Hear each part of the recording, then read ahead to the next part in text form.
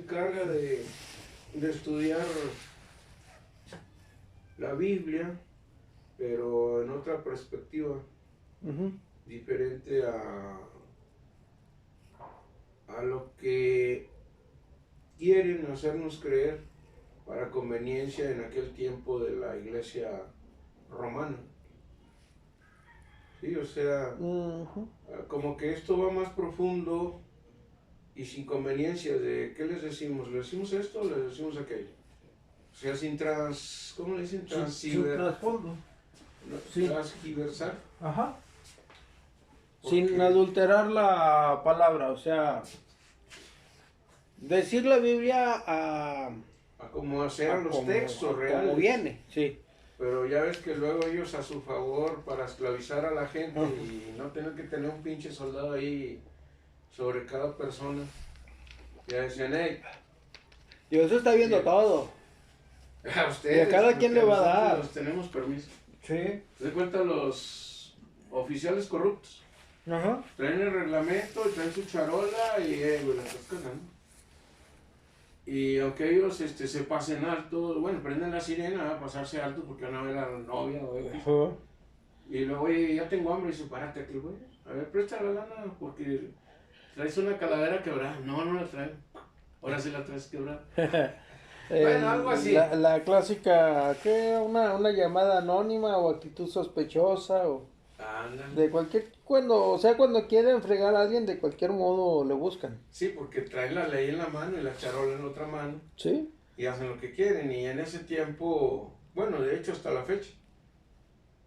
En aquel tiempo, en los tiempos de la Santa Inquisición, por ejemplo, pues primero maten a todos los que crean en Cristo. Y luego después vieron la manera de que, oye, pues mejor vamos a poner a Cristo como el jefe del grupo. Ajá. Y matamos a todos los que no creen. De hecho, se usó mucho la denuncia anónima y pues literalmente fue una cacería de brujas, la Santa Inquisición, porque la iglesia tenía la facultad de expropiar los bienes de la persona que era acusada.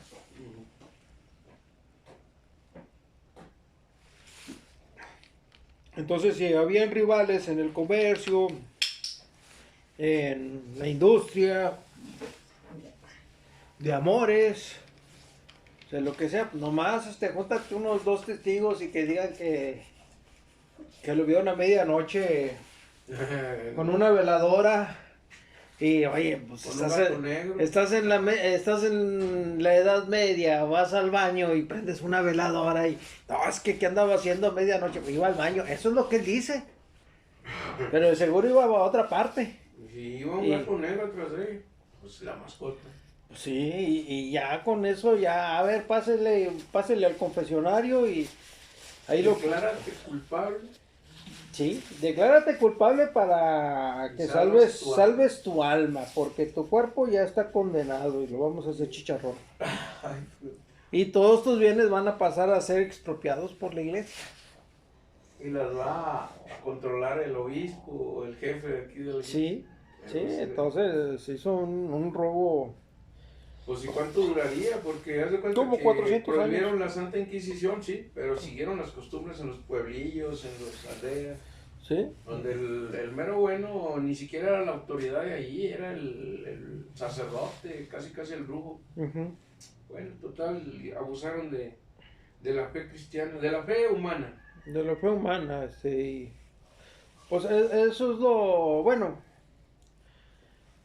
eso es lo que trata de evitar la hermenéutica, que se le dé una lectura a los textos de cualquier religión, tratando de apegarse lo más posible a la personalidad de las personas que están involucradas. O sea, vas a leer un texto, el que gustes y desees, los Vedas, por ejemplo, de tradiciones hindúes, cuentos hindúes. Entonces tienes que entrar a cómo era la personalidad de Krishna, cómo era la personalidad de Vishnu, cómo era la personalidad de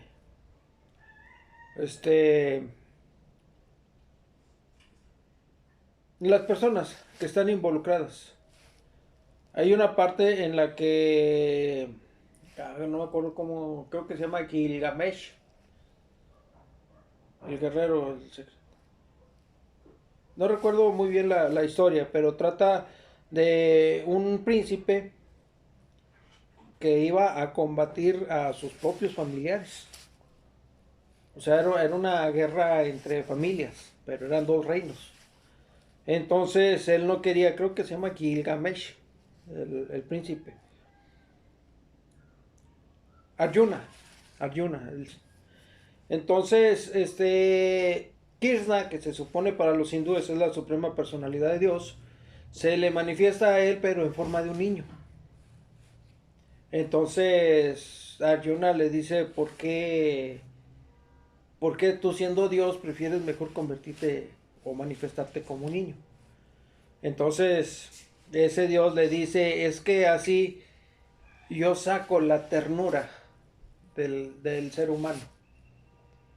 Si me presentara como un rey, sacaría el temor y la reverencia y tratarían de satisfacerme para estar bien conmigo, como Dios, a conveniencia. Si eso no me gusta. Si yo prefiero mejor que me vean con amor, con ternura. Por eso me manifiesto a ustedes como un niño. Pero ahora en este momento tengo que presentarte contigo porque tienes que ir a hacerle la guerra a esas personas que son tus familiares. Y si tú no quieres pelear con ellos porque son familiares tuyos, son tus primos, conviviste con ellos, pues tienes que entender que ahorita ellos están haciendo cosas malas con los pueblos que están sometiendo y yo necesito que tú vayas y los mates. No, pero es que son mis familias. No te preocupes, mira, lo único que vas a matar es la botarga, porque el espíritu es inmortal. Si lo único que vas a hacer es evitar que ellos sigan haciendo daño. Entonces, para entender los Vedas es necesario entender la naturaleza de los dioses que participan en esa historia, la naturaleza del príncipe que tiene que ir a pelear contra sus familiares y la naturaleza de los familiares. O sea, sí son familiares, pero son familiares que te están jodiendo la existencia. Por mucho que los quieras, sabes que mira, me voy a poner mi cubrebocas, mi sana distancia y ahí te ves. ¿Por qué? Porque cada vez que me acerco a ti, me friegas con algo. Me avientas tus problemas, me pides dinero, me amenazas con que, ay, es que ya voy a hacer esto y voy a hacer lo otro y la chingada, o sea, puros chantajes. Es una persona que establece relaciones humanas, pero de una manera tóxica. Si está en tu modo, poder ayudarle, sin esperar nada a cambio, está bien. Ayúdale. Pero si te quiere obligar, entonces, pues no, porque yo tengo, o sea, si yo puedo, te ayudo. Si no puedo, discúlpame, pero no puedo. Entonces están tratando de incomodarte y haciéndote ver mal y haciendo que te sientas mal para que tú dejes de hacer tus planes y lleves el agua al molino de ellos. Entonces hay muchos líderes religiosos que usan la Biblia para manipular a las ovejitas y hacerles sentir mal cuando no pueden dar el diezmo. Por ejemplo, no pueden dar la ofrenda. No pueden ayudar a pintar la iglesia y vamos a hacer esto y vamos a hacer lo otro y vamos a hacer una kermés, inviten a todos sus familiares y el que no quiera participar, pues que venga, que ayude aquí barriendo, trapeando o algo, pero y si no viene, pues se va a sentir mal porque este es un evento para Dios. O sea, meten el miedo y la culpa para manipular a las personas y obligarlas en cierta forma de hacer lo que ellos quieren. Y después, por desgracia, la alabanza es para el pastor. El pastor hizo esto, el pastor hizo lo otro, el pastor. ¿Y cuántas personas le ayudaron al pastor? Pues sí. Pero eso no lo ve. Y eso no lo ve el pastor y no lo dice. Entonces, por desgracia, llega el momento en que la gente empieza a hablar más del pastor y de lo que hace el pastor de lo que dice la Biblia. Ya lo bajan a nivel humano. Sí. Totalmente. Sí, ya sé. Oye, el pastor fulanito, el pastor hizo esto, el pastor hizo lo otro. No, cuántas personas estaban detrás del pastor y a cuántas personas el pastor tuvo que incomodar para poder llevar a cabo algo. Ahora, si el pastor dijera, bueno, es que nosotros nos pusimos en las manos de Dios y Dios puso los medios y bueno, órale pues, bravo. ¿Por qué? Porque le está dando todo el crédito a Dios y a Jesús. Pero hay pastores que se les olvida y ya empiezan con la soberbia y no, pues ya valió más. Entonces, la hermenéutica para lo que sirve, es precisamente para eso, para evitar que la gente manipule los textos bíblicos y se desvíe del motivo fundamental de la Biblia. Bueno, en este caso de la Biblia. Entonces, hoy vamos a hablar de la parábola. Estaba platicando con una persona, con una señora, y llegué a la conclusión de que la parábola es una forma de indirecta, así como de a ver si le voy a dar el ejemplo de X persona, a ver si le cae el 20 para que haga lo mismo que la otra persona. Entonces, yo creo que la mayoría de las mujeres, si no es que todas, hablan con parábolas. Le dicen, ¿qué decía? Decía una tía, mi tía Eloísa, una vez que me hizo comer a lo bestia, y al último terminé vomitando todo lo que había comido. Ándale, Narrito, porque hay muchos niños en África que se están muriendo de hambre. Y yo, ¿qué culpa tengo? Digo, yo ya comí. No, pero cómete esto, y mira, y ya te preparé unas quesadillas, y ya te preparé nopalitos, y ya te preparé... Total, él me estuvo... come, y al último vomité todo. Dice, ay, mejor me hubieras dicho que ya no querías. Pues le estuve diciendo que ya no quería. Pero ella estaba con que, ándale, ya te preparé tus quesadillas y ya te preparé, sí, comida deliciosa, pero yo ya no quería. Y cuando yo ya no quería, hay niños que se están muriendo de hambre. No, hombre, mira, yo he visto niños que por una tortillita andan haciendo esto y andan haciendo lo otro. O sea, echándome la culpa o haciendo que me sintiera mal para seguir comiendo. Vomito y ya, pues me hubieras dicho que ya no quería. Le estoy diciendo que ya no quiero. Ay, pero es que no te importa que yo esté en la cocina haciendo la comida. Y, ay, tía. Sí, lo entiendo. O sea, me dio de comer. El problema es que no sé por qué se le ocurrió darme de comer tanto. Pero cuando yo no quería comer, empezaba el chantaje emocional. Lo mismo que hacen los padres con los hijos y en su momento los hijos con los padres. Bueno, entonces, vámonos a Oseas 4:6.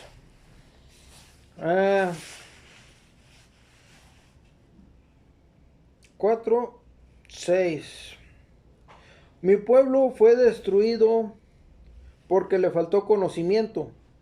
Por cuanto desechaste el conocimiento, yo te desecharé del sacerdocio. Y porque olvidaste la ley de tu Dios, también yo me olvidaré de tus hijos. Nos vamos al que sigue. Estamos hablando de la parábola. Este es Oseas 4:6.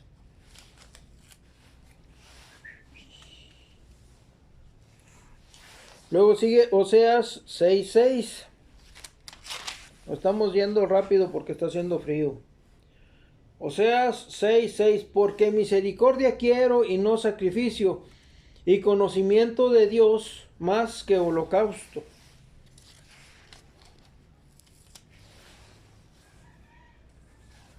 ¿Qué quiere decir eso? ¿Perdón? ¿Por qué? ¿Por qué la misericordia? Misericordia del 6. Venid y volvamos a Jehová, porque Él arrebató y nos curará, hirió y nos vendará. Es un profeta el que está hablando al pueblo de Israel. Bueno, está bien. La Biblia, muchos hablan de profetas mayores y profetas menores, pero por la cantidad de palabras que hay en ellos. En los profetas mayores los libros son muy extensos. Yo relaciono esto con una relación de pareja. Cuando los dos están bien, hacen planes juntos y vamos a hacer esto y la casa la vamos a construir y voy a trabajar y vamos a tener un carro y vamos a tener hijos y así como el Chavo del 8 y eso, porque todo está bien. Hay mucha comunicación, hay muchos planes. Pero en los profetas menores, Dios ya se está portando más distante con el pueblo, porque el pueblo está haciendo lo que quiere y no está haciendo caso a la ley. Y Dios es tolerante, pero llega un momento en que Dios empieza a cansar y empieza a hablar de a poquito, de a poquito, de a poquito. Entonces, en los profetas menores casi hay puras correcciones por parte de Dios.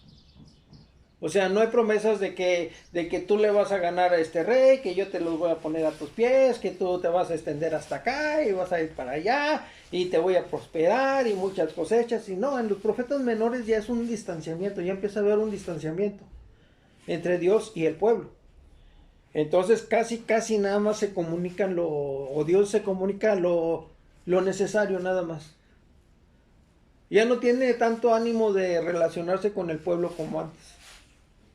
Por eso les dicen profetas menores porque son libros muy cortitos. Aunque la Biblia tiene 66 libros, hay algunos textos de los profetas menores que si acaso ocupan una hoja o 2 hojas. Nada más. En comparación a otros que 6:18, que 10:8, o sea, son capítulos y son versículos. Y no, nada más esto. Y ya, tan. Nada más 2 hojas, sí, nada más 2 hojas. ¿Por qué? Porque Dios ya, o sea, contestaba por atención, por así decirlo. Porque ya no tenía una relación tan estrecha con el pueblo. Y casi para lo único que les hablaba era para estarles reclamando o refiriendo, vuelvan a mi ley, vuelvan a mi ley, vuelvan a mi ley, vuelvan a mi ley. Y el pueblo no hizo caso. Entonces, en el último, creo que es Malaquías, el último libro del Antiguo Testamento, a Mateo hay aproximadamente como 400 años en que Dios no se comunica con el pueblo de Israel para nada y por ningún medio. En ese tiempo, Malaquías. curiosidad, en ese tiempo el pueblo de Israel ¿en dónde estaba acentuado? ¿Estaba esclavizado y era un pueblo libre? ¿O en qué situación estaban durante esos 400 años? Durante esos 400 años estuvieron bajo el dominio romano. Porque el Imperio Romano creo que empezó como 400 años antes de Cristo, algo así, no me acuerdo muy bien, y duró hasta 1500 y fracción. Ya duró alrededor de 2000 años el Imperio Romano. Entonces los judíos los israelitas estaban bajo el dominio de los romanos. Entonces, era un pueblo esclavo todavía. Sí. O sea, pero vivían en sus lugares de su Sí. tierra. Sí. Bajo el control, el dominio del pueblo romano. Los romanos tenían una característica de poder negociar. Ellos llegaban a un pueblo, por así decirlo, o a una región o a un imperio, y empezaban como un virus de a poquito en poquito, iban creciendo. Tenían contacto con las cabañas, planteaban su programa de miren, traemos la modernización, vamos a pavimentar las calles, tenemos un ejército que los puede defender de otros enemigos, traemos medicina, traemos cultura, o sea, todos los beneficios que traía el Imperio Romano. Y luego, ¿qué? No, pues miren, ustedes nada más nos pagan una cuota, por así decirlo, un tributo. Ustedes nos pagan un tributo y nosotros vamos a proteger a la comunidad con el ejército que tenemos. Y ustedes pueden dedicarse a algo así como los cascos azules de la ONU. ustedes le pagan tributo al Imperio Romano y el Imperio Romano tiene la obligación de protegerlos a ustedes y de darles la salud y darles la tecnología para garantizar las cosechas. Y si viene un pueblo enemigo, nosotros tenemos a las legiones para enfrentar ese ejército. Ustedes lo único que van a hacer es dedicarse al cultivo, a la ganadería, al comercio y pagar el tributo al Imperio Romano. Y olvídense ustedes de andar peleando porque para eso está el ejército romano. Entonces habían pueblos que aceptaban y conforme iban aceptando los pueblos iba creciendo el imperio. Habían pueblos que se negaban y eran sometidos por el ejército romano. Y ya estando sometidos, los romanos buscaban la forma de negociar. O sea, tú mantén tus tierras, mantén tus dioses, mantén a tus reyes, o ustedes quieran, a los gobernantes que ustedes quieran, pero paguen el tributo al Imperio Romano. Y si no queremos, bueno, entonces los destruimos a todos y traemos a gente de otros pueblos a que vengan aquí a tomar posesión de la tierra. No tenemos ningún inconveniente nosotros. O sea, o aceptas mis condiciones en son de paz y somos aliados, o eres un gobierno sometido y vas a estar vigilado. Y si ya estando sometido y vigilado te vuelves a rebelar, entonces vamos a destruir a todo el pueblo y traemos gente de otra parte. Sí, el exterminio. Ajá. Por eso el conflicto, yo creo en el conflicto que tuvieron los romanos cuando estaban viendo el poder que tenía Jesús.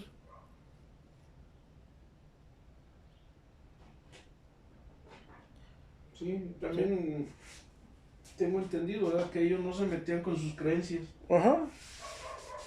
Ustedes nomás mochense con la lana y hagan lo que quieran. Sí, ya no hay problema, no tenemos ningún inconveniente. Entonces, en este caso es Oseas, es un profeta que le está hablando al pueblo. Venid y volvamos a Jehová, porque Él arrebató y nos curará, y dio y nos vendará. Nos dará vida después de 2 días, y en el tercer día nos resucitará, y viviremos delante de Él. Y conoceremos y proseguiremos en conocer a Jehová, como el alba está dispuesta a su salida. Y vendrá a nosotros como la lluvia tardía y temprana a la tierra. ¿Qué haré de ti, a ti, Efraín? ¿Qué haré a ti, oh Judá? La piedad vuestra es como nube de la mañana y como el rocío de la madrugada que se desvanece. O sea, ahí ya le está reclamando a 2 tribus. A la tribu de Efraín y a la tribu de Judá, que se supone que la tribu de Judá es de donde vienen los reyes. Dice que la piedad de ellos se desvanece, como la brisa en la mañana. Por esta causa los corté por medio de los profetas con las palabras de mi boca. Los maté y tus juicios serán como luz que sale, porque misericordia quiero y no sacrificio, y conocimiento de Dios más que holocausto. Los holocaustos los hacían el pueblo de Leví, los levitas, todo el día. La mañana, la tarde y en la noche. Mañana, tarde, noche. Mañana, tarde. Era religiosa como una... Pues sí, es que está pues, bien primitivo, ¿no? Como antes que decían que cuando inventaron, bueno, no inventaron, descubrieron el fuego, las primeras tribus. Había guardias ahí para que no se apagara el fuego, porque no lo sabían elaborar espontáneamente. No tenían la tecnología de crear fuego, entonces cuando apañaban el fuego de algún incendio, de una tormenta, un rayo, y le tenían un guardia allí, esta ceremonia y... Ajá. Entonces acá hay un trasfondo en todo esto, porque aunque la tribu de Leví era de los sacerdotes, dentro de las obligaciones que ellos tenían era el mantener a las viudas y a los huérfanos, porque eran 11 tribus las que salían a pelear y habían muertos en esas guerras. Pues había mucha viuda y mucho huérfano. Exactamente. O sea, no es tan de a tiro así como decir, es que los sacerdotes están comiendo carne asada todos los días. No, había partes específicas del animal que tenían que ofrecerse a Jehová y habían otras partes que no. Entonces, de lo que ellos recibían, no era para ellos exclusivamente. O sea, recibimos oro y plata y joyas y animales y esto y lo otro. Y todo es para nosotros. Sí, todo es para ustedes, pero ustedes van a cuidar a las viudas y a cuidar a los huérfanos. O sea, no es de que toda la lana sea para ustedes. Ustedes son los que van a administrar ese dinero porque van a tener que mantener a las viudas y a los huérfanos. Entonces vendría siendo como el seguro social o el sistema de pensiones, algo así. El soldado podía ir seguro a la guerra porque si él moría, su esposa y sus hijos no iban a quedar desamparados. Los iban a seguir manteniendo los levitas. Pero para que los levitas pudieran mantener a esas personas, tenían que recibir los diezmos del pueblo. O sea, 11 tribus trabajan para mantener a una, y esa una iba a mantener a las viudas y a los huérfanos. Y también ellos se iban a mantener de eso. Entonces, mas ellos, cual Adán, traspasaron el pacto. Allí prevaricaron contra mí. Galaad, ciudad de hacedores de iniquidad, manchada de sangre. Y como los ladrones que esperan a algún hombre, así una compañía de sacerdotes mata en el camino hacia Siquem. Así cometieron abominación. En la casa de Israel he visto inmundicia. Allí fornicó Efraín y se contaminó Israel. Para ti también, oh Judá, está preparada una siega, cuando yo haga volver el cautiverio de mi pueblo. Nos pasamos ahora a Lucas 8:10. Lucas 8:10.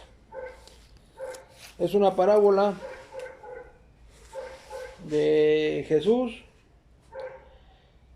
La parábola del sembrador. Juntándose una gran multitud y los que de cada ciudad venían a él, les dijo por parábola.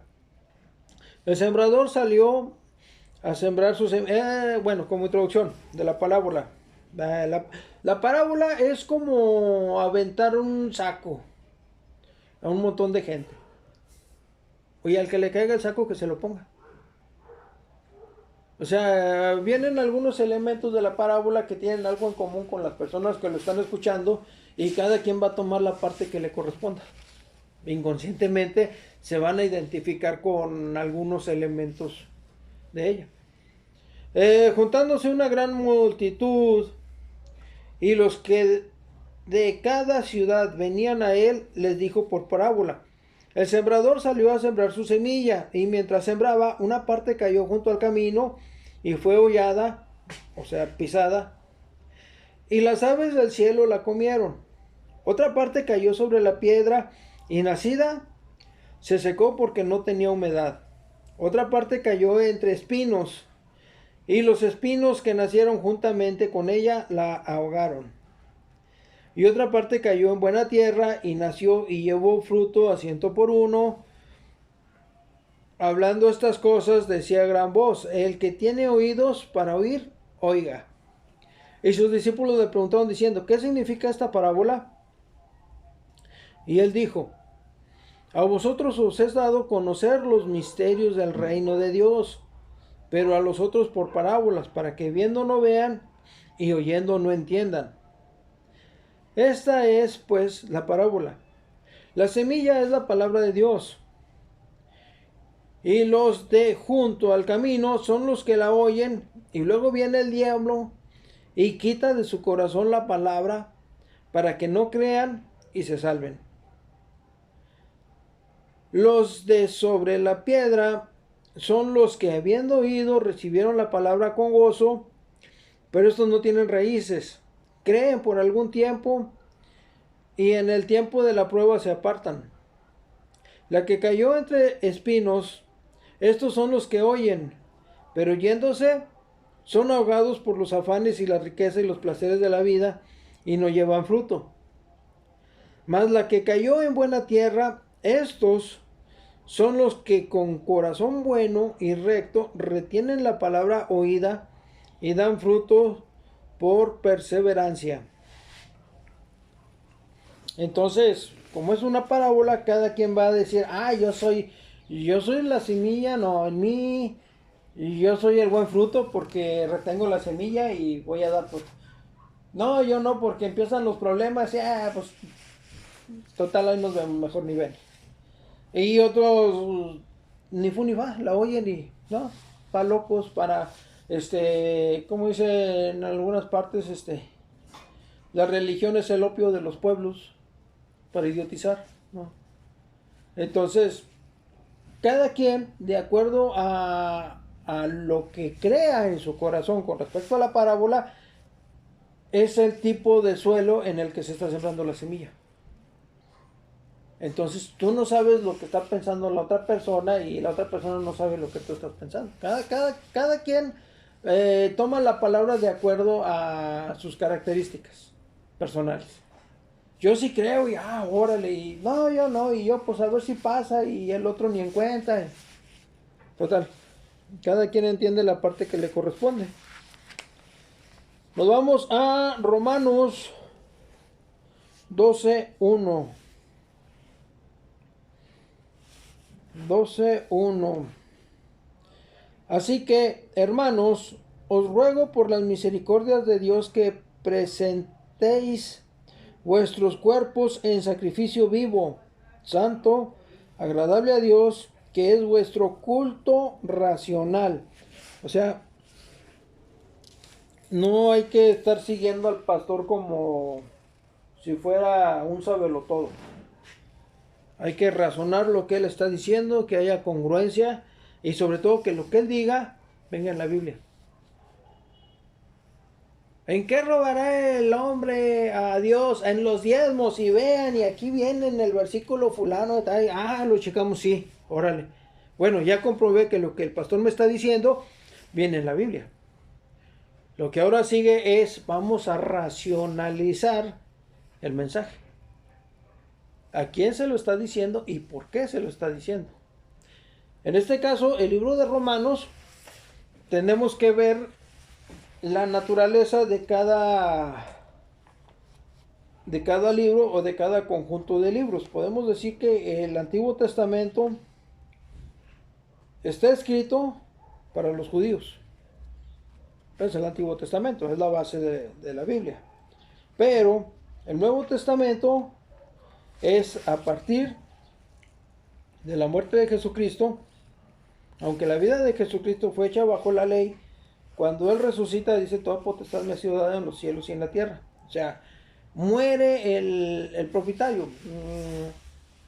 Es como un negocio. En ese negocio, el dueño del negocio contrata a un gerente, el gerente se quiere quedar con la posesión. El dueño del negocio le dio una carta poder a ese gerente y el gerente ya se siente el dueño de la empresa. Entonces, el dueño de la empresa cede todos los derechos a su hijo y ahora el gerente ya no va a tratar con el dueño de la empresa, va a tener que tratar con el hijo. El dueño de la empresa, ¿sabes qué? Mira, yo hice todo, cometí el error de contratarte a ti, yo ya no tengo ninguna responsabilidad jurídica con la empresa, ahora arréglate con mi hijo. Si mi hijo quiere continuar con tus servicios, allá él. Si mi hijo quiere quitarte todos los derechos y poner a otra persona, él sabe. O sea, lo que hace Dios por medio de Jesús es cederle a Jesús todo mediante su muerte. O sea, la palabra muerte, entre otras cosas, significa un cambio. Dios en el Antiguo Testamento llama al arrepentimiento para que la gente cambie su forma de ser y se pueda acercar a Dios. Porque Dios y el pecado no se llevan. Yo nunca he pecado. Conozco el pecado, pero yo nunca he pecado. Pero cuando muere Jesús, Dios se vuelve pecado, se maldice a sí mismo por medio de Jesús en la cruz. Y cuando Él rompe las vestiduras las cortinas del templo, Él ya va en contra de su propia palabra. O sea, el que no conoció pecado por nosotros se hizo pecado. Ese Dios que no cometía ningún pecado, con el cual trató Satanás, bueno, antes de convertirse en Satanás, se llega a la rebeldía, ese Dios cambia. Yo ya no soy el Dios que no comete errores, que no peca, que no esto, que no lo otro. Ahora soy el Dios que se maldice a sí mismo por medio de Jesús en la cruz y que va en contra de su propia palabra cuando rasga las vestiduras del templo. O sea, ese Dios que no cometía ningún error ya no existe. Ahora es un Dios que reconoce la humanidad, la debilidad del ser humano, que reconoce que el ser humano no se puede salvar por sí mismo, y Él mismo se vuelve pecado para que a través de la misericordia Él salve a Jesús, aunque ya esté maldito por Dios. Él mismo se maldice y Él mismo se restituye, y voy a restituir a todos los que crean en Jesús.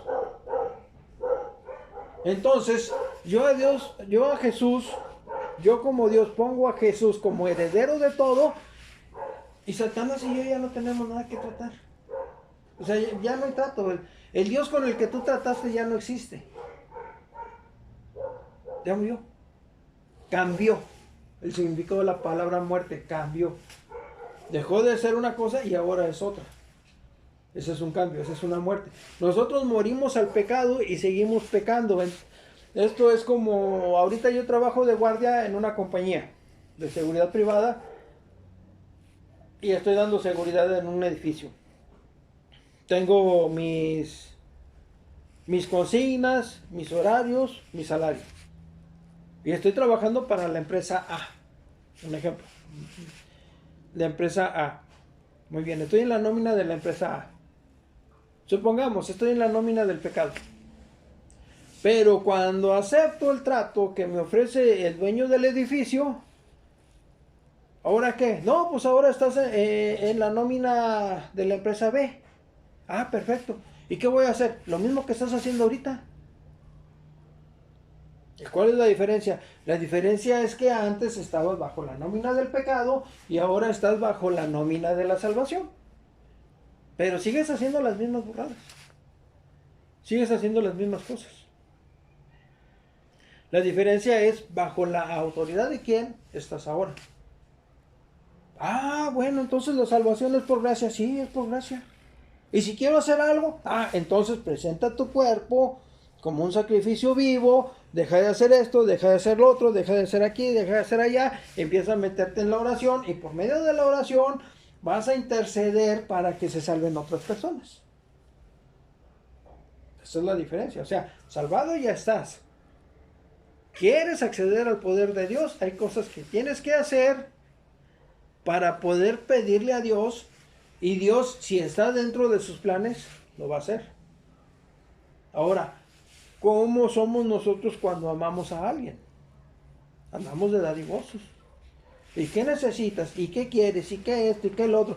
Si Dios es correspondiente, o mejor dicho, nosotros empezamos a corresponder al amor de Dios, vamos a empezar a hacer las cosas que a Dios le agradan, porque Él es Dios, no por lo que Él puede hacer. Por eso es necesario entender la Biblia, entender cómo es Dios por medio de la Biblia, porque yo interpreto, en un principio la Biblia se me hacía muy pesada para estarla leyendo, pero cuando entendí que la Biblia es como una carta de amor de Dios hacia nosotros, entonces mi perspectiva en la lectura empezó a cambiar. Empecé a entender las partes en las que Dios se entristece, en las que Dios se decepciona del ser humano. Incluso dentro de la soberbia podría decir que llegué a sentir lástima por Dios. ¿Por qué? Porque me imaginaba a Dios como un señor muy rico, vestido de pordiosero buscando a alguien que le diera algo de afecto. Y al que le diera una monedita o el que le mostrara algo de respeto o algo, órale, ahí te van millones. ¿Por qué? Porque yo soy Dios. Y tú mostraste misericordia para conmigo. Entonces, en la misericordia que tú me diste 10 pesitos, una monedita de 10 pesitos, yo te doy 1,000,000 de pesos. Y uno no lo espera. Pero si Él se manifestara como Dios, con la riqueza y todo ese gorro, pues iba a tener un montón de lambiscones. Empezando conmigo. Personas que lo están buscando no porque Él es Dios, sino por lo que Él puede hacer. Entonces, hay muchas religiones en las que nos están mostrando a Dios como un ser milagrero que anda viendo la forma de cumplir los deseos de las personas. Y no como un Dios que está buscando el corazón de las personas. O sea, Dios lo que quiere es que de alguna forma, si fuera posible, nosotros nos enamoráramos de Él y empezáramos a hacer las cosas que a Él le agradan porque Él es Dios. No por lo que Él me pueda dar. Pero la perspectiva religiosa actual es la de buscar a Dios para que Él te dé. ¿Por qué? Porque eso es lo que le deja a los líderes religiosos. Siembra, ayuda, y esto, y lo otro, y que fue que vino, y ustedes son los títeres, yo soy el titiritero, y toda la honra es para mí, y hacemos a un lado a Dios. Al rato van a venir a entrevistarme y voy a hablar de todo lo que hemos logrado. ¿Y a Dios dónde lo pusieron? Yo declaro que en este momento los demonios del suicidio, los demonios de esto, y oigan, pues aprendan a hacer nudos porque a cada rato se les andan pelando. O sea,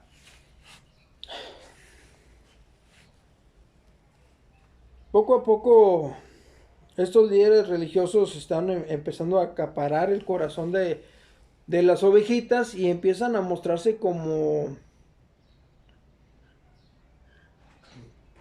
no podría, no encuentro la palabra. Las mismas ovejas los empiezan a subir en pedestales de los cuales ellos no se bajan. Al contrario, tal vez quieren estar más arriba. Se empiezan a sentir como no sé, como seres extraordinarios por las cosas que están haciendo, cuando en realidad son las ovejas las que están pagando. Pero bueno, es parte de lo que viene.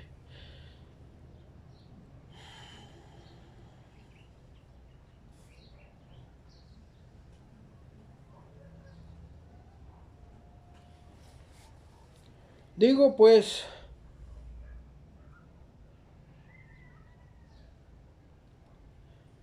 no os conforméis a este siglo, sino transformaos por medio de la renovación de vuestro entendimiento. O sea, conforme vayamos comprendiendo, vamos a ir cambiando. Para que estas son palabras mías. Para que comprobéis cuál sea. Ahí va de nuevo todo. No os conforméis a este siglo, sino transformaos por medio de la renovación de vuestro entendimiento, para que comprobéis cuál sea la buena voluntad de Dios, agradable y perfecta. O sea, conforme vayamos entendiendo la Biblia, vamos a ir discerniendo a quién sirve el pastor o a quién sirve el líder religioso. Por el mensaje que él está dando y por lo que conocemos de la Biblia, ya podemos identificar de que este está jalando agua para su molino. Está buscando la forma de amedrentar a las ovejitas o de dirigir la voluntad de las ovejas para satisfacer sus necesidades. O para acercarlos a Dios, también es una posibilidad. Digo pues, por la gracia que me es dada, a cada cual que esté entre vosotros, que no tengáis más alto concepto de sí que el que debe tener, sino que piense de sí con cordura, conforme a la medida de fe que Dios repartió a cada uno.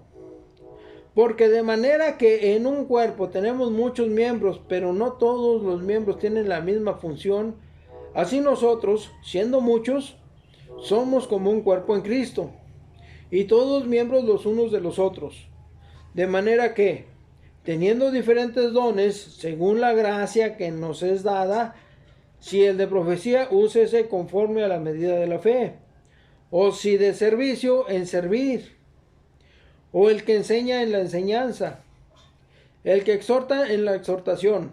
El que reparte, con liberalidad. El que preside, con solicitud. El que hace misericordia, con alegría. El amor sea sin fingimiento. Aborreced lo malo, seguid lo bueno. Amaos los unos a los otros con amor fraternal. En cuanto a honra, prefiriéndoos los unos a los otros. En lo que requiere diligencia, no perezosos, fervientes en espíritu, sirviendo al Señor. Gozosos en la esperanza, sufridos en la tribulación, constantes en la oración. Compartiendo para las necesidades de los santos, practicando la hospitalidad. Bendecid a los que os persiguen, bendecid y no maldigáis. Gozaos con los que se gozan, llorad con los que lloran. Unánimes entre vosotros, no altivos, sino asociándoos con los humildes. No seáis sabios en vuestra propia opinión. No paguéis a nadie mal por mal. Procurad lo bueno delante de todos los hombres. Si es posible, en cuanto dependa de vosotros, estad en paz con todos los hombres. No os vengáis vosotros mismos, amados míos, sino dejad lugar a la ira de Dios, porque escrito está: mía es la venganza, yo pagaré, dice el Señor. Así que, si tu enemigo tuviere hambre, dale de comer; si tuviere sed, dale de beber. Pues haciendo esto, ascuas de fuego amontonarás sobre su cabeza. No seáis vencidos de lo malo, sino venced con el bien el mal. Nos vamos a Corintios 10, del 23 al 26. Todo me es lícito, pero no todo conviene. Todo me es lícito, pero no todo edifica. Ninguno busca su propio bien, sino el del otro. De todo lo que se vende en la carnicería, comed sin preguntar nada, por motivo de conciencia, porque del Señor es la tierra y su plenitud. En la carnicería, supongo yo que aquí se va a referir a el puerco, que es uno de los animales inmundos. No sé qué otros animales andan por ahí, no los recuerdo todos, pero sí me acuerdo del puerco. Entonces, este es el libro de Corintios. Corintios era una ciudad que estaba dentro de las regiones de Grecia, igual sometida por los romanos. Los griegos no sé si tenían prohibido comer algún alimento. Pero entonces aquí estos ya están hablando de una mezcla de judíos, griegos, romanos, en una misma región. Entonces, si son judíos que se convirtieron al cristianismo, ellos tenían la tradición de no comer puerco. No comas puerco porque el puerco es inmundo. Bueno, yo como judío no puedo comer el puerco porque estoy bajo la ley. Pero ahora que ya acepté a Jesús, ¿qué? ¿Me puedo echar unas patitas de puerco? Sí, claro. ¿Seguro? Sí. Oye, pero en la ley está prohibido. En la ley ahorita estás bajo la gracia. O sea, volviendo al ejemplo de las dos nóminas. Cuando yo estaba bajo la empresa A, tenía prohibido comer puerco. Pero ahora que estoy bajo la empresa B, sí puedo comer puerco. O sea, tiene que haber un cambio de mentalidad. Un cambio sí, un cambio de mentalidad. Cuando uno crece bajo ciertas limitantes por parte de los padres o de las madres, cuando él crece, sigue muchas cosas por tradición. Entonces, cuando ya se le da la libertad de poder hacer lo que él quiera, puedo hacer esto, sí, y puedo hacer lo otro también. Y si hago esto, pues, tú sabes, si te cae la voladora, te vas al bote. Y si no, pues puedes seguir haciéndolo. Pero ya eres libre. O sea, cuando uno era niño, estaba bajo la autoridad de los padres, pero ya siendo adulto ya puedes hacer lo que tú quieras. Y pudiendo hacer lo que yo quiera, puedo hacer también lo que me haga daño. Tú sabes. O sea, ya no estás bajo la tutela de los padres, ya eres adulto, ya eres una persona responsable de sus actos ante la ley. Entonces, acá como judío estabas bajo la autoridad de la ley, tenías que hacer caso al cumplimiento de la ley, pero cuando aceptas a Jesús, ya estás bajo la gracia, ya puedes hacer lo que quieras. Sí, ya puedes, te da gracias por los alimentos y cómetelos. Y si me dicen que son sacrificados a un ídolo, pues no te los comas, pero por culpa de la persona que te dijo que fueron sacrificados, porque tú no tienes ningún problema. O sea, aunque estés en pecado, el pecado ya no tiene poder para llevarte al infierno. ¿Puedo seguir pecando? Puedes seguir pecando. Va a traer sus consecuencias el pecado, pero la consecuencia más grave que era llevarte al infierno, ya no. ¿Por qué? Porque Jesús pagó por tus pecados. Por eso mi inconformidad con muchos pastores que le niegan el evangelio a lesbianas, transvestis, homosexuales, transexuales. O sea, si Jesús es el que pagó por los pecados, ¿tú para qué le cierras el evangelio? Ah, es que andan en pecado. Todos andamos en pecado. Todos. Ahora, si Jesús es el que pagó, ¿a ti qué? No es tu dinero, no es tu sangre. Va a llegar el momento cuando venga el rapto de la iglesia y el anticristo ponga su dominio, entonces sí van a tener que pagar con su propia sangre. Pero ahorita es la gracia. Ahorita ya que acepten, es como decía el sello del Espíritu Santo y sobres, y ya está sellado, ya está sellado, ya está sellado. Y oye, pero siguen en el pecado. Sí, pero ya están sellados, ya son de Dios. Si Dios quiere, va a trabajar con ellos y los va a sacar de donde estén y los va a poner en otra parte. O sea, ahorita es una oferta, por así decirlo. Se va a cerrar la tienda y hay una... ¿Cómo se dice? Se está vaciando el inventario. Oiga, pero es que no tengo para llevarme esto. Tú llévatelo, hombre, que acabo Jesús paga. Se oye burdo, pero es la realidad. ¿Por qué? Porque ahorita estamos en el periodo de la gracia.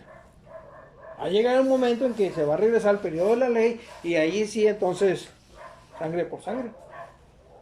¿Quieres la libertad de tus pecados? No. Tienes que estar bajo la autoridad de un judío. Te va a marcar el anticristo. No quieres la marca del anticristo, te van a dar cuello. ¿Ya? Pero eso es más adelante.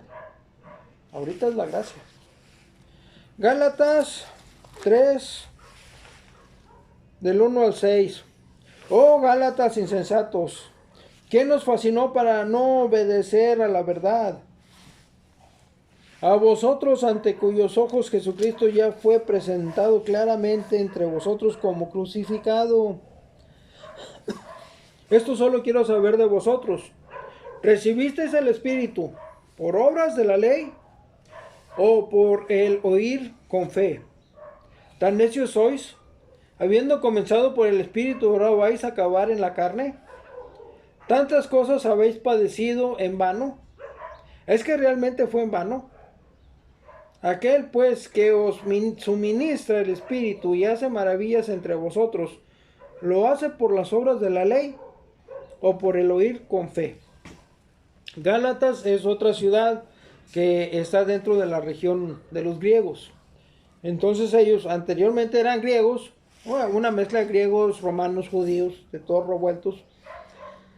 Estas personas aceptan a Jesús, empiezan el ministerio con el Nuevo Testamento, pero de a poquito en poquito se empiezan a meter con las cosas de la ley. Se empiezan a judaizar. De hecho, los libros de Gálatas, Efesios, Tesalonicenses, Colosenses, todos estos tipos de cartas están hablando de una guerra entre religiones. Una guerra en la cual los judíos tratan de judaizar a los cristianos. Les están metiendo ideas. Es como una iglesia que ahorita dice, nosotros santificamos el día sábado porque la iglesia dice que hay que santificar el día sábado y no vamos a trabajar el día sábado. Pero eso es en el periodo de la ley. Ahorita estamos en la gracia. Sí, pero es que aquí la letra dice que hay que santificar el día sábado, que es el día de reposo. Y sí, Lo dice la Biblia, pero lo dice dentro del Antiguo Testamento y lo dice para los judíos. Sí, pero es que hay que santificar el sábado. Bueno, entonces vámonos al pasaje donde dice que si no obedeces a toda la ley, eres maldito. No, es que son 10 mandamientos. No, son 638 mandamientos. Y uno de esos mandamientos dice que cuando la mujer esté en su periodo de regla, tiene que salir de la comunidad e irse a despoblado. Hasta que se purifique. Y el hombre cuando derrame semen, también tiene que salir de la comunidad. A ver, vamos a esos pasajes. No, es que esos ya están derogados y empiezan a buscar. Bueno, a ver, donde dice que tienes que ir a la ciudad santa los días de las fiestas, los días de los tabernáculos, de los panes sin levadura, la fiesta de los panes, el día del Pentecostés cada 50 años. O sea, te vas a pasar como un mes o tal vez 2 meses en Tierra Santa. ¿Cuánto te va a costar tu pasaporte para ir a Israel? El hotel para quedarte allá y pasarle esas fiestas. ¿Cuánto te va a costar cada día estando en las fiestas allá? Solamente siendo empresario. Y nos vamos al pasaje donde dice que el que no es judío y pretende serlo es sinagoga de Satanás. Entonces, ¿qué? ¿Eres cristiano? ¿Te quieres ir al judaísmo? ¿Vas a ser sinagoga de Satanás? No, es que mi líder religioso dijo que sí, tu líder religioso dijo eso que está en la Biblia, pero tienes que entender los contextos para entender qué parte te corresponde a ti y en qué parte dice que los cristianos no deben pagar diezmo. Pueden dar ofrenda, pero no diezmo. ¿Por qué? Porque el diezmo se especifica en la Biblia y son 3 veces al año. Y es una unidad de medida, no es un 10% de todo lo que ganas cada vez que cobras. ¡Ah, ching! Eso no viene. Sí viene con relación a creo que es un fariseo que está viendo a un publicano, creo, un recaudador de impuestos, no recuerdo bien quién es.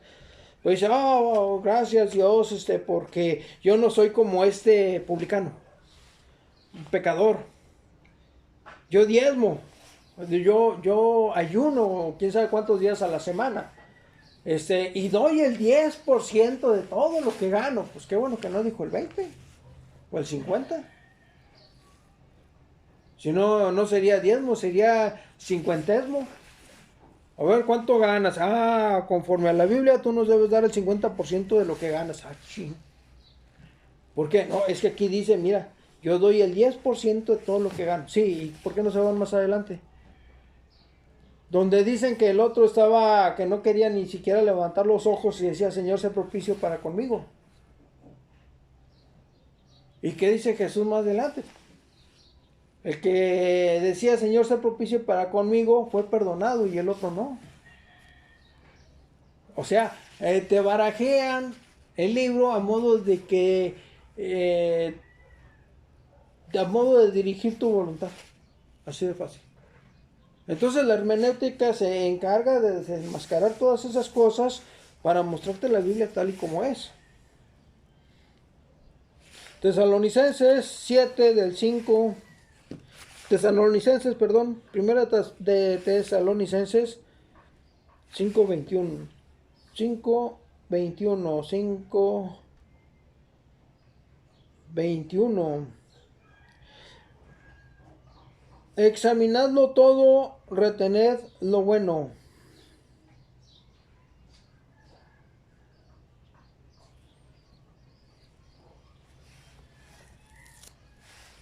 También esto es relacionado con la hermenéutica.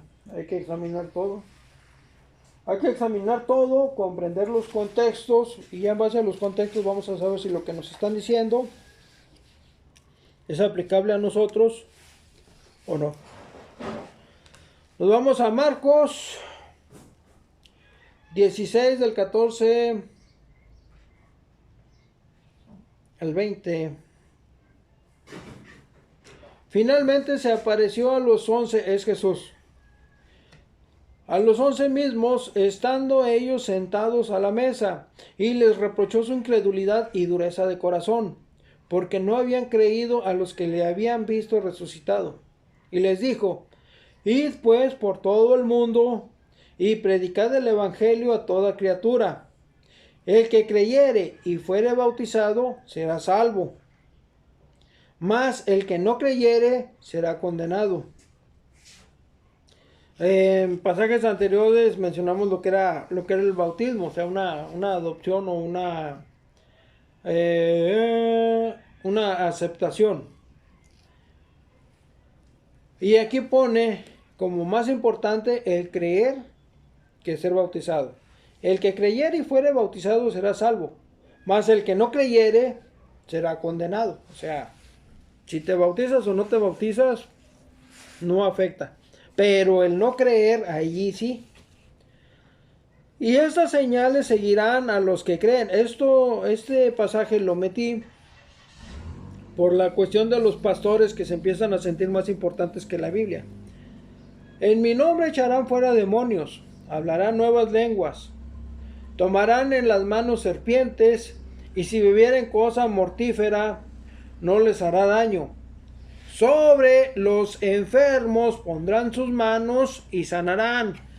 Entonces, volviendo al asunto de estos pastores o líderes religiosos que se están sintiendo más importantes que la Biblia, o sea, le empiezan a dar más le empiezan a dar más publicidad a lo que ellos hacen que a lo que dice la Biblia. Y muchas ovejitas los están empezando a idolatrar. Entonces, esta es una buena prueba. Ahorita que está el COVID y el coronavirus y el Omicron y todos los que todas los que van a venir, ponemos atención a lo que dijo: y estas señales seguirán a los que creen en mi nombre. Nos pasamos todo lo demás. Sobre los enfermos pondrán sus manos y sanarán. Entonces yo no he visto a ningún líder religioso que esté sanando a enfermos pues de nada, porque aquí no hay excepción de enfermedades. Pueden sanar al diabético, al enfermo de cáncer, al ciego, al paralítico, al que está enfermo del corazón, al que tiene hígado graso, al que tiene diabetes, al que está yendo a diálisis, al que tenga coronavirus, o sea, no hay límite para las enfermedades. Y dice: estas señales seguirán a los que creen. En mi nombre echarán fuera demonios, hablarán nuevas lenguas, tomarán en las manos serpientes, y si bebieren cosa mortífera no les hará daño. Sobre los enfermos pondrán sus manos y sanarán. Entonces, si esos pastores dicen que creen en Jesús y que todo lo que hacen sobres, ahí están los enfermos para que lo demuestren. Hechos 2:17.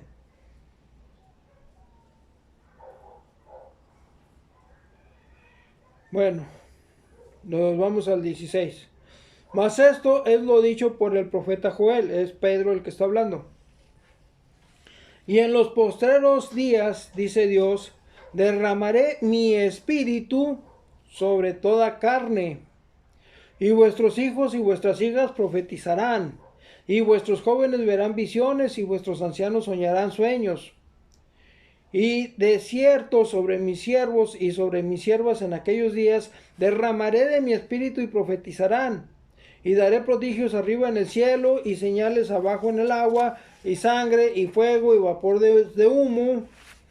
El sol se convertirá en tinieblas y la luna en sangre antes de que venga el día del Señor grande y manifiesto, y todo el que invocare el nombre del Señor será salvo. Aquí hay unas partecitas importantes por el momento. Una de ellas es: derramaré mi espíritu sobre toda carne. O sea, aquí la gente, ahorita están los gentiles, los judíos y los cristianos. Los cristianos son los que son bautizados, o sea, son aceptados por Dios Padre, el Hijo y el Espíritu Santo.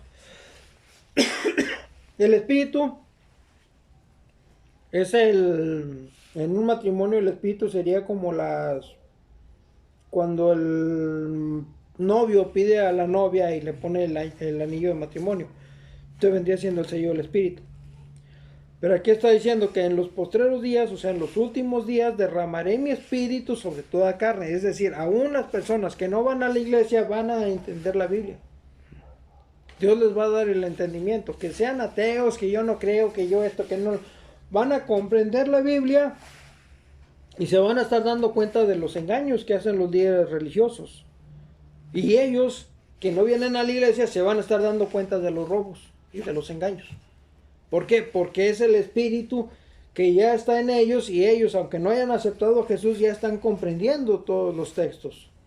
Dice, y vuestros hijos y vuestras hijas profetizarán.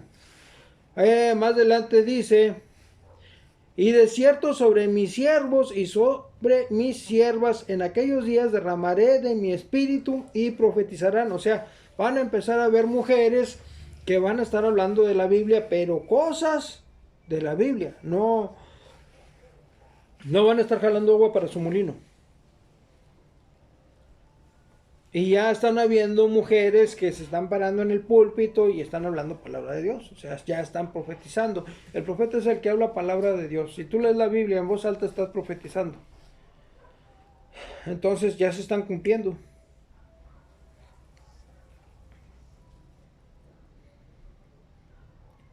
Ya se están cumpliendo porque he platicado con personas que son ateas y entienden mucho de lo que está pasando en la iglesia con respecto a las falsas doctrinas, con respecto a los pastores que están manipulando las ovejas, y por esto mismo esas personas prefieren continuar por la libre. Prefieren no acercarse a una iglesia para estar engordando el caldo al pastor. Porque ellos, siendo ateos como ellos dicen, están empezando a comprender muchas cosas. Entre ellas, sin saberlo, ellos están discerniendo la falsa doctrina. Y como ya dije antes, ya hay iglesias que están siendo dirigidas por mujeres.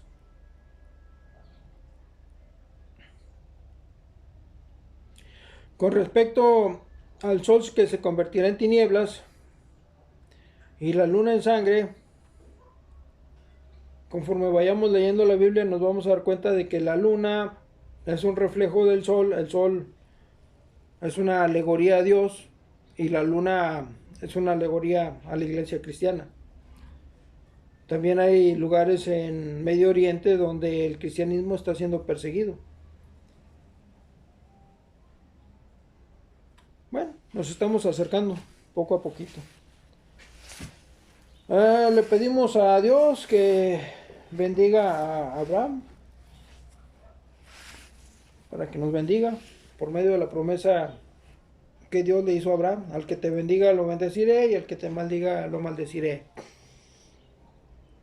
Jesús dijo: ustedes oren así: Padre nuestro que estás en los cielos, santificado sea tu nombre, venga a nosotros tu reino, hágase tu voluntad así en la tierra como en el cielo. El pan nuestro de cada día dánoslo hoy. Perdona nuestras deudas así como nosotros perdonamos a nuestros deudores. Y no nos dejes caer en tentación, mas líbranos del mal. Porque tuyo es el reino, el poder y la gloria por los siglos de los siglos. Amén. Jesús también dijo: a la verdad, pedid al Señor de las mies que envíe obreros a sus mies, porque a la verdad la mies es mucha, pero los obreros son pocos. Amén.